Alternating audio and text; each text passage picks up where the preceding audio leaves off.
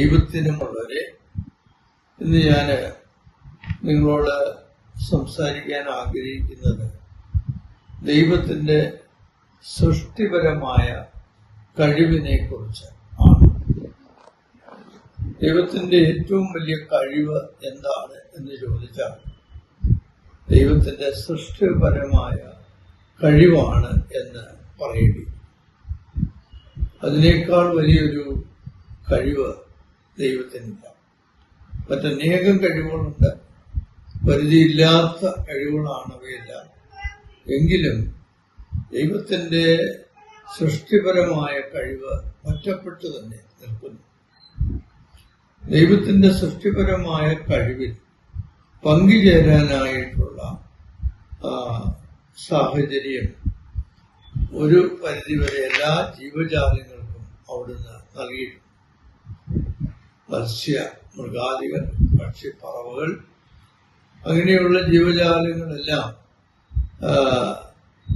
ഒന്നുകിൽ മുട്ടയിട്ട് വിരിക്കുന്നു. അത് ദൈവത്തിന്റെ സൃഷ്ടിപരമായ കഴിവുള്ള പങ്കുചേരലാണ്. അതുപോലെ തന്നെ പ്രസവിക്കുന്ന ജന്തുക്കളുണ്ട്, ആനിമൽസ് ഉണ്ട്, മൃഗങ്ങളുണ്ട്. അപ്പോ അത് ദൈവത്തിന്റെ സൃഷ്ടിപരമായ കഴിവിലുള്ള പങ്കുചേരലാണ്. ആ രീതിയിലാണ് നമ്മൾ മനസ്സിലാക്കുന്നത്. അവർക്കൊക്കെ ആ രീതിയിൽ എന്ന് വിചാരിച്ച് പരിധിയില്ലാത്ത കഴിവുണ്ടോ എന്നൊന്നും ആണ് പറയുന്നത്. പങ്കുചേരാനുള്ള ഒരു സാധ്യത ദൈവം. മനുഷ്യന്റെ കാര്യത്തിലും അങ്ങനെയാണ്. മനുഷ്യനും ദൈവത്തിന്റെ സൃഷ്ടിപരമായ കഴിവിൽ പങ്കുചേരാനുള്ള ആ സാധ്യത ദൈവം കിട്ടി. കുഞ്ഞുങ്ങളെ ജനിപ്പിക്കുന്നു, അവരെ വളർത്തുന്നു, അവരെ സ്വതന്ത്രരാക്കുന്നു, അവരെ പ്രായപൂർത്തിയാക്കി എടുക്കുന്നു, അവരെ പഠിപ്പിക്കുന്നു. എല്ലാ വിധത്തിലുള്ള പരിശീലനം കൊടുക്കാൻ മനുഷ്യന് കഴിവുണ്ട്. അത് ദൈവത്തിന്റെ കഴിവിലുള്ള ഒരു പങ്കുചേരലായിട്ടാണ് നമ്മൾ കാണുന്നത്. എന്നാൽ ദൈവത്തിന്റെ സൃഷ്ടിപരമായ കഴിവിൽ പങ്കുചേരാൻ കഴിവില്ലാത്ത രണ്ട് വിഭാഗങ്ങളാണ് അരൂപികളായിട്ടുള്ള ദുഷ്ടാരൂപികളും അതുപോലെ തന്നെ നല്ല അരൂപികളും. നല്ല അരൂപികൾക്കും ദൈവത്തിന്റെ സൃഷ്ടിപരമായ കഴിവിൽ പങ്കുചേരാൻ കഴിവില്ല. ദുഷ്ടാരൂപികൾക്കും അതിന് ഒട്ടും പങ്കില്ല. അപ്പോ അതുകൊണ്ട് തന്നെ അവർക്ക് ദൈവത്തോട് മത്സരിക്കാൻ പറ്റും. മാലാഖമാർ ഒരിക്കലും ദൈവത്തോട് മത്സരിക്കുക. ദൈവത്തിനോട് ചേർന്ന് അവരെ ജീവിക്കുന്ന ശുശ്രൂഷകരാണ്. എന്നാൽ ദൈവത്തോട് മത്സരിച്ച് വേർപെട്ട് ഇന്നും മത്സരിച്ചുകൊണ്ടിരിക്കുന്ന ഒരു വിഭാഗമാണ് ദുഷ്ടാരൂപികൾ അഥവാ പിശാചികൾ. പിശാചികൾക്ക് സൃഷ്ടിക്കാനുള്ള കഴിവുണ്ടായിരുന്നെങ്കിൽ എങ്ങനെയും ദൈവത്തോട് നേരിട്ട് ഫൈറ്റ് ചെയ്യും. അപ്പോൾ അത് അങ്ങനെയൊരു സാധ്യത ഒരിക്കലും ദുഷ്ടാരൂപികൾക്ക്. ദുഷ്ടാരൂപികൾ എപ്പോഴും അതുകൊണ്ട് ദൈവത്തിന്റെ അടിമത്തത്തിൽ കിടക്കുന്ന ഒരു വിഭാഗമായിട്ടാണ് നമ്മൾ കാണേണ്ടത്. ഒരിക്കലും മത്സരിച്ച് ജയിക്കാൻ പറ്റും. നേരെ മറിച്ച് ആ കഴിവ് പിശാചിന് ഉണ്ടായിരുന്നെങ്കിൽ ശരിക്കും ഒരു യുദ്ധം തന്നെ നടന്നു, ഒരു പോരാട്ടം തന്നെ നടന്നു. ആ ഒരു പോസിബിലിറ്റി ഒരിക്കലും ദുഷ്ടാരൂപികൾക്ക് അഥവാ പിശാചിന് നൽകപ്പെട്ടിട്ടില്ല. അതിനാൽ തന്നെ അവര് പരിമിതരായി അടയ്ക്കപ്പെട്ട് ഇരിക്കുന്ന ഒരു വിഭാഗത്തിലാണ് അവർ. അപ്പോ അതാണ് ദൈവവും ദുഷ്ടാരൂപികളും തമ്മിലുള്ള വ്യത്യാസം. ദൈവത്തിന് സൃഷ്ടിക്കാനുള്ള കഴിവുണ്ടെന്ന് പറയുമ്പോൾ കുറെ മാലാഖമാരെയും കുറെ മനുഷ്യരെയും സൃഷ്ടിച്ചു എന്നുള്ളത് മാത്രമല്ല, ഇപ്പൊ നമ്മൾ ജീവിക്കുന്ന ഈ പ്രപഞ്ചം പോലെ അനന്തമായ എണ്ണമില്ലാത്ത വിധം വേർപെട്ട പ്രപഞ്ചങ്ങളെ സൃഷ്ടിക്കാനായിട്ട് ദൈവത്തിന് കഴിവുണ്ട്. അതാണ് ദൈവത്തിന്റെ പരിധിയില്ലാത്ത കഴിവെന്ന് പറയുന്നതാണ്. അപ്പൊ അത് നമ്മള് ആ രീതിയിൽ നിന്ന് നമ്മൾ മനസ്സിലാക്കി. ഇനിയും പകുതി ആത്മാവും പകുതി ശരീരവുമായിട്ടുള്ള സൃഷ്ടികളാണ് മനുഷ്യൻ. മനുഷ്യന് ദൈവത്തിന്റെ സൃഷ്ടിപരമായ കഴിവിൽ പങ്കുണ്ട് എന്ന് നമ്മൾ നേരത്തെ പറയുകയുണ്ടായി. എന്നാൽ അതോട് ചേർത്തൊരു കാര്യം കൂടെ പറയാൻ ഞാൻ ആഗ്രഹിക്കുന്നത്, മനുഷ്യൻ ദൈവത്തോട് മത്സരിക്കാൻ പോരുന്നവനായിട്ടാണ് ഇന്ന് കാണുന്നത്. അവന്റെ ബുദ്ധിയുണ്ട്, അവന് മനസ്സുണ്ട്, അവന് അവൻ്റെതായ കഴിവുകളുണ്ട്.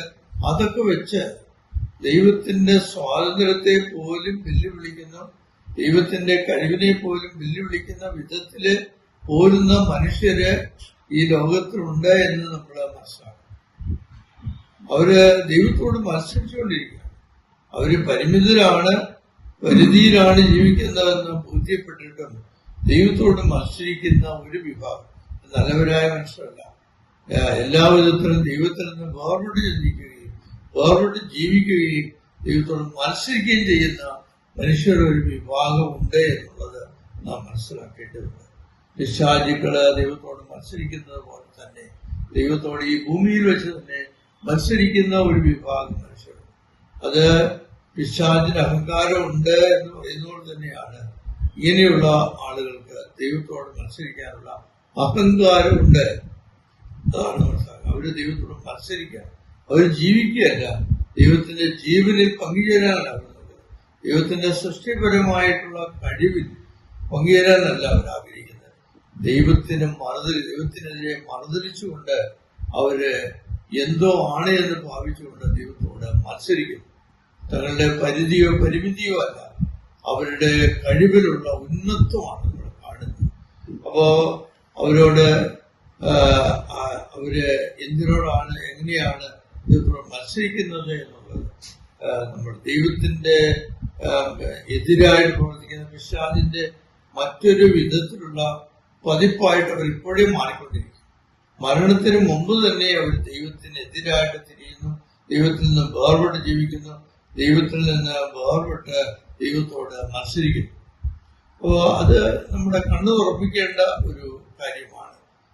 ദൈവത്തിന്റെ സൃഷ്ടികർമ്മത്തിൽ പങ്കുചേരാനുള്ള കഴിവ് ആസ്വദിക്കുന്ന എല്ലാ നല്ല മനുഷ്യരുണ്ട്. വളരെയധികം നല്ല മനുഷ്യരുണ്ട്. അവരൊക്കെ ദൈവത്തോട് ചേർന്ന് നിൽക്കുന്നു. എല്ലാ ജീവജാലങ്ങളും സൃഷ്ടജാലങ്ങളും ദൈവത്തോട് ചേർന്ന് നിൽക്കുന്നു. ദൈവത്തിൽ നിന്ന് വേർപെട്ട് നിൽക്കുന്നത് പിശാചികളും അഹങ്കാരികളായ മനുഷ്യരും മാത്രമാണ്. അവർക്ക് കിട്ടാൻ പോകുന്ന ഭാവി അവർക്ക് നിത്യനാശമാണ് എന്നുള്ളത് അവര് ബോധ്യപ്പെട്ടി. പിശാചിന് അത് ഫൈനലായി കഴിഞ്ഞിരിക്കുന്നു. അഹങ്കാരികളായ മനുഷ്യരെ പറ്റിയുള്ള തീരുമാനം അന്തിമമായിട്ടില്ല. അത് അവരുടെ മരണത്തോടു കൂടിയാണ് നടക്കുന്നത് എന്നുള്ളത് നമ്മൾ തിരിച്ചറിയേണ്ടതുണ്ട്. നല്ലവരായ ആളുകള് തങ്ങളുടെ കഴിവ്, നമ്മുടെ സ്വാതന്ത്ര്യം, തങ്ങളുടെ നന്മകള്, തങ്ങളുടെ സൃഷ്ടിപരമായ കഴിവുകള് ദൈവത്തിന്റെ ഹിതത്തിന് ചേർന്ന്, ദൈവത്തോട് ചേർന്ന് അവർ ജീവിച്ചുകൊണ്ട് ദൈവത്തെ മഹത്വപ്പെടുത്തുന്നത്. അതിലേക്കാണ് എല്ലാവരെയും വിളിച്ചിരിക്കുന്നത്. അപ്പോഴാണ് ദൈവം നൽകിയ ജീവൻ, സൃഷ്ടിപരമായ ജീവൻ നിത്യജീവനായിട്ട് മാറുന്നത്. നമുക്ക് ദൈവം തന്നിരിക്കുന്ന ദാനമായ ജീവൻ നിത്യജീവനായിട്ട് മാറാൻ തക്കവണ്ണം നമ്മള് ദൈവത്തോട് ചേർന്ന് സഹകരിച്ച് നമ്മള് അത് സ്വന്തമാക്കണമെന്നാണ് ദൈവം ആഗ്രഹിക്കുന്നത്. അതിനുള്ള വഴികളാണ് ദൈവം നമുക്ക് വേണ്ടി തുറന്നിട്ടിരിക്കുന്നത്. അതിൽ പങ്കുചേർന്നുകൊണ്ട് നിത്യജീവൻ, നിത്യമഹത്വം ദൈവത്തിന്റെ പക്കൽ നിന്ന് നേടിയെടുക്കാനായിട്ട് നമുക്ക് പരിശ്രമിക്കാം. നിങ്ങൾക്ക് നന്ദി, നമസ്കാരം.